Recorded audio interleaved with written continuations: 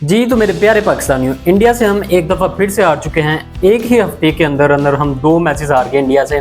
एक पिछला संडे था, वो भी हमारा तबाह हो गया, बर्बाद हुआ, और आज का भी संडे। पता नहीं आज दुख क्यों नहीं हो रहा। पिछले मैच में हारने के बाद दुख हुआ था, लेकिन आज नहीं हो रहा। वो इसलिए क्योंकि हमें आदत हो चुकी है इस चीज़ की कि हम इंडिया से नहीं जीत सकते। हमारा इंडिया के साथ कोई मुकाबला है ही नहीं। बाकी सारे मामलात में है, लेकिन मैच में, क्रिकेट में हमारा कोई मुकाबला नहीं इंडिया के साथ, और ना ही हमें कोई मुकाबला बनाना चाहिए। आज पाकिस्तानी बैटर्स, पाकिस्तानी फील्डर्स बहुत जोश में थे, कुछ अलग इंटेंट के साथ आए हुए थे, शौकियाँ मार रहे थे।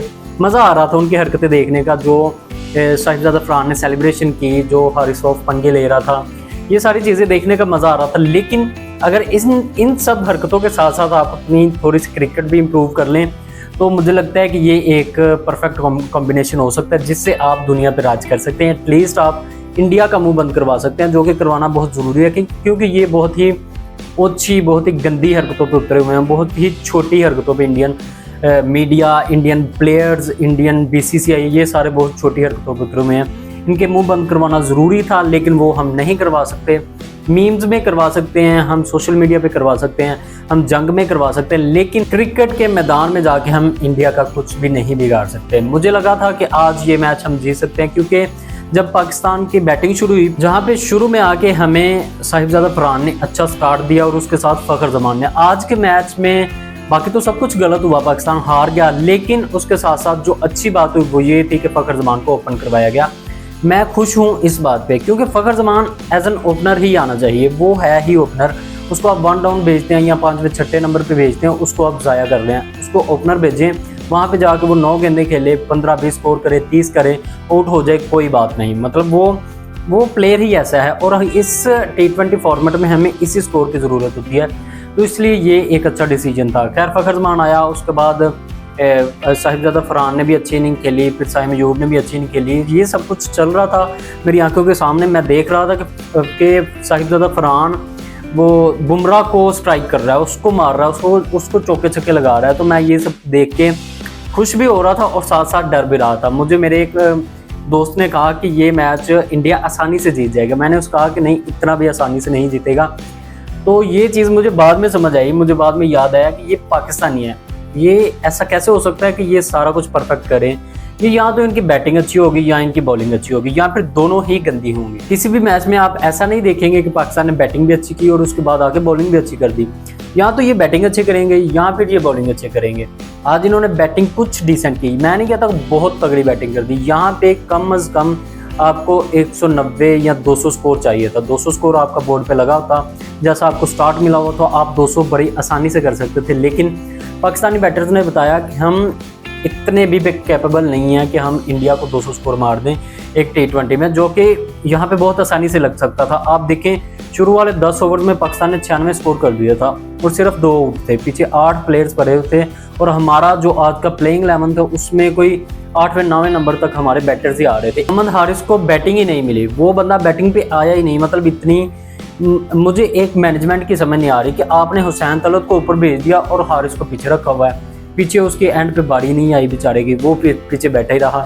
खैर, ये सब तो एक्सक्यूजेस हो सकते हैं। वो भी आगे, वो भी अफरीदी की तरह ही है, आगे या तो आर या फिर पार।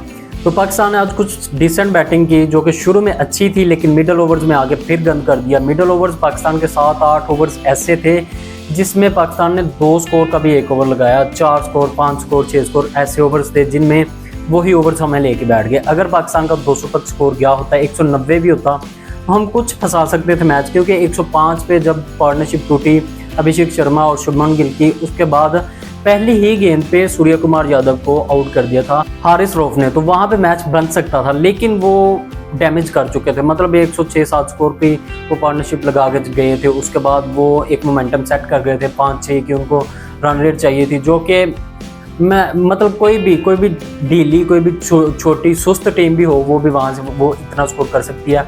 इंडिया ने वो बड़ी आसानी से बाद में कर लिया। लेकिन मज़ेदार बात ये है कि आज के मैच में हमने कुछ गुस्सा देखा, कुछ इंटेंट देखा, कुछ सेलिब्रेशंस देखी, जो कि हम मिस कर रहे थे, जो पाकिस्तानी अवाम के लिए बहुत है। मतलब यही हमारे लिए काफ़ी है।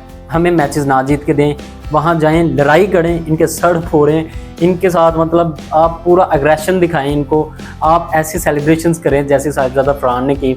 मुझे लगता है कि आज बड़े इंडियंस को तकलीफ होगी इस सेलिब्रेशन की, लेकिन जो हरकतें आपने की पिछले मैच की प्रेजेंटेशन में मुझे वो नहीं भूलती, जिसमें आपने आके वो मतलब पॉलिटिकल इश्यूज़ को आप क्रिकेट में इन्वॉल्व कर रहे हैं और सरेआम कर रहे हैं। ऐसा नहीं कि कोई आप दबे अल्फाज में ये बात कह रहे हैं, आपने सीधी सरेआम पाकिस्तान के मुंह पे ऐसी बातें मारी कि हम ये पहलगाम को देते हैं या ऐसा वैसा कुछ, जो कि बिल्कुल गलत किया। और पाकिस्तान ने आके अगर आज उसका जवाब दिया सिर्फ शौकियों से, तो ये कोई भी गलत नहीं है। हाँ, पाकिस्तान को चाहिए था कि यहाँ पे आके क्रिकेट से जवाब देते, वहाँ पे जाके मैदान में जीतते। खैर, इस काबिल तो नहीं है पाकिस्तानी, लेकिन जो ओवरऑल पाकिस्तान की बैटिंग थी वो मैं आपको बता देता हूँ। शुरू में आके फखर जमान ने 9 पे 15 किया और उसका बहुत ही कंट्रोवर्शियल आउट हुआ, जो कि मुझे लगता है कि नहीं था आउट। वो इसलिए आउट नहीं था क्योंकि जब वो रिव्यू लिया जा रहा था, जिसमें वो 3-4 दफ़ा वो दिखाया गया, उसमें आप देख सकते हैं बड़े मतलब वो उसके ग्लव्स में हाथ गेंद जाने से पहले 1-2 सेकंड पहले एक छोटा सा ठप्पा लगा था, जिस वजह से वो गेंद सीधा हाथों में कैरी नहीं थी हुई, ग्लव्स का आखिरी हिस्सा होता है वहाँ पे वो गेंद टच हुई।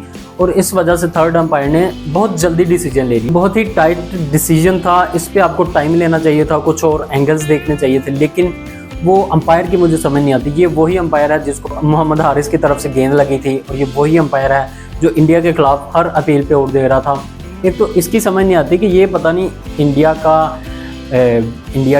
की औलाद है या उनका बाप है, पता नहीं कोई ऐसा सीन है, क्योंकि जो भी इंडियंस अपील करे या कोई थर्ड अंपायर उस पे जाए कोई भी फैसला, तो ये बंदा इंडिया के ही हक में दे रहा था, तो इसने आउट दे दिया, जो कि मेरे पॉइंट ऑफ व्यू से मुझे लगता है कि ये एक गलत आउट था। वो आउट नहीं था वहाँ पे फखर जमान, जिस पे एक्शन लेना चाहिए। फखर जमान आउट हुआ, साइम आया। साइम भी अच्छे टच में था, वो इसलिए क्योंकि ये पिच ऐसी थी, यहाँ पे बल्लेबाजों के लिए कुछ ना कुछ था और सारे बल्लेबाज कुछ ना कुछ कर भी रहे थे। साइम ने भी छक्के लगाए, साहिबजादा फरहान ने छक्के लगाए।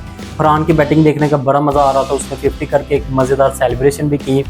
उसके अलावा जो हमारे बाकी सारे मतलब जो बैटर्स हैं उसके पीछे आने वाले, उनकी मुझे नहीं समझ आई। जहाँ पे आपको मोहम्मद हारिस को भेजना चाहिए था, वहाँ पे आपने हुसैन तलत को भेज दिया राइटी लेफ्टी का कॉम्बिनेशन बनाने के चक्करों में, और उस राइटी लेफ्टी में आप ऐसे फंस गए कि आपके मिडल ओवर्स बिल्कुल ज़ाया हो गए, वो आपने बिल्कुल भी यूटिलाइज नहीं किए। जहाँ पे आपके पास मोमेंटम था, वहाँ पे अगर आपका एक प्लेयर आउट हुआ है, साइम आउट हुआ है, तो उसकी जगह आप हारिस को भेज दें, मोमेंटम तो ना टूटने दें। आपके पास मोमेंटम है, आप उसको बजाई रखें। 200 प्लस स्कोर हो सकता था अगर ये मोमेंटम ना टूटने देते, लेकिन वहाँ पे आके शिवम दुबे ने बहुत अच्छी बॉलिंग की, उसके अलावा कुलदीप यादव ने अच्छी बॉलिंग की, अक्षर पटेल ने अच्छे ओवर निकाल दिए 1-2, तो ऐसे इंडिया के पास मोमेंटम आ गया, जिसमें सरासर पाकिस्तान की गलती है। एक तो इन्होंने हारिस को ऊपर नहीं भेजा, दूसरा इन्होंने वो मिडल ओवर्स यूटिलाइज नहीं किया। हमारे बैटर्स की, हमारे बॉलर्स की यही एक कमजोरी है कि ये मिडल ओवर्स में ना तो बैटिंग अच्छी कर पाते हैं और ना ही मिडल ओवर्स में बॉलिंग अच्छी कर पाते हैं, जिस वजह से ये मैच हार जाते हैं। दूसरा ये कि जो बहुत बड़ा फैक्टर होता है मैच के शुरू के 5-6 ओवर मतलब पावर प्ले, वहाँ पे आके इंडिया ने मैच ख़त्म कर दिया था। जहाँ पे आप देखें पहले 6 ओवर्स में उन्होंने इतनी तगड़ी रन रेट के साथ स्कोर लगा दिया था। एक तरफ शुभमन गिल खड़ा था, दूसरी तरफ अभिषेक शर्मा, जो कि दोनों ही बैश मूड में थे, वो बजा रहे थे, मतलब ठीक ठाक वो पांजा लगा रहे थे पाकिस्तान को। और 6 ओवर्स के बाद ऐसे सीन बन गया था कि 5-6 स्कोर की रन रेट चाहिए थी उनको, जो कि मुश्किल नहीं होती और मुश्किल होनी भी नहीं चाहिए जब आपके ओपनर्स इतने ही डिस्ट्रक्टिव हों, जो कि आपको आगे पहले 5-6 ओवर में इतना मज़ेदार स्कोर कर दें, फिर वो 100 रन की पार्टनरशिप लगा के जाएँ एक पाकिस्तान टीम के सामने, मतलब वो हीरो बन के जाएँ, तो फिर ये मैचेस आपके हाथों से नहीं निकलते। जो कि हमारे टीम में ये कमियां हमें नज़र आ रही हैं, जो मुझे नहीं लगता कभी भी ऐसे टैलेंट या ऐसा कुछ ओपनिंग पेयर हमें दोबारा से मिल सके, जो कि शुरू में आके 100 150 की पार्टनरशिप लगाए। तो वो एक ऐसी पार्टनरशिप थी 105 स्कोर की, जो कि इंडिया को मैच लेके वहीं पे दे गई। तो खैर, पाकिस्तान का सुपर 4 का आगाज़ बहुत ही गंदा हुआ। अब इसमें हमें सीखने को ये मिलता है कि हमने जो प्लेइंग 11 में कोई दुनिया के 500 ऑलराउंडर्स भर दिए वो ना भरें। प्रॉपर 4 बॉलर्स रखें जिनमें आपका एक तगड़ा स्पिनर हो, प्रॉपर स्पिनर जो कि ऑल टाइम स्पिनर हो, और दूसरे आपके 3 तगड़े फास्ट बॉलर्स हों, जहाँ पे आपको फास्ट बॉलर मदद देते हैं। अब जैसे अगला मैच है वो हमारा अबू धाबी में होगा, जहाँ पे आपको स्पिनर्स मदद देंगे, तो वहाँ पे आपके पास प्रॉपर स्पिनर्स होने चाहिए। मतलब 4 बॉलर्स प्रॉपर, 4-5 बैटर्स प्रॉपर और 1-2 सिर्फ ऑलराउंडर। लेकिन आज की टीम में, आज की प्लेइंग 11 में देखें, हमने कोई तकरीबन तो 6-7 ऐसे बैटर्स थे जो कि ऑलराउंडर थे, और वही बॉलर थे वही बैटर्स थे, जिसमें हुसैन तलत है, मोहम्मद नवाज है, फिर फ़हीम अशरफ है, फिर उसके अलावा साइम अयूब। मतलब ये सारे ऑलराउंडर्स हैं जो कि आपको हर मैच नहीं जितवा सकते, किसी किसी मैच में कोई कोई चलेगा। आज मोहम्मद नवाज की बैटिंग अच्छी थी, वो अच्छी बैटिंग कर रहा था, लेकिन फिर वो एंड पे पाकिस्तानी वाली हरकत करके दिखा गया, वो चवल मार गया। भाई तू क्रीज में खड़ा रहा है, तुझे क्या ऐसी ज़रूरत पड़ी है गंद मारने की।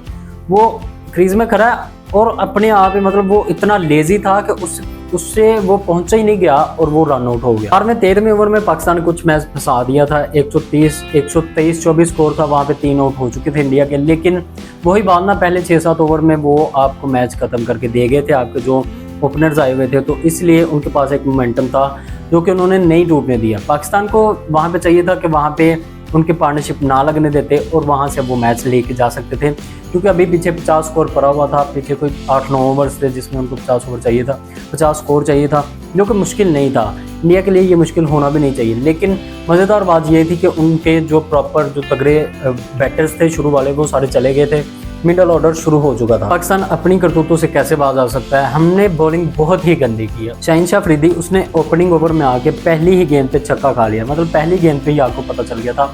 इसके अलावा बाकी सारे बॉलर्स ने भी गंद किया। हारिस रऊफ ने मिडल में 1-2 विकेटें ले ली आपको, जो अबरार ने 1-2 विकेट ले दी। तो उसके अलावा जितने भी बॉलर्स थे सब ने गंद किया। पहली विकेट जो हमें 105 पे मिली वो फ़हीम अशरफ ने लेके दी। अगला मैच पाकिस्तान का होने वाला है 23 तारीख को, जो कि हमारा होगा श्रीलंका के साथ। और श्रीलंका मुझे लगता है कि हमें इंडिया से ज़्यादा टफ टाइम देगी, क्योंकि श्रीलंका इतनी छोटी टीम नहीं है जितना हम अज्यूम करके बैठे हुए हैं। तो इसलिए वो मैच भी खतरनाक लग रहा है। तो उसके लिए भी हमें अभी से तैयारी करनी होगी। जो इतने ज़्यादा ऑलराउंडर्स बड़े हुए हैं उनको टाइम से दफ़ा करना होगा। आपका इस सब के बारे में क्या ख्याल है, कमेंट करके ज़रूर बताइएगा। मिलते हैं अगले वीडियो में, तब तक अपना ख्याल रखिएगा। अल्लाह हाफ़िज़।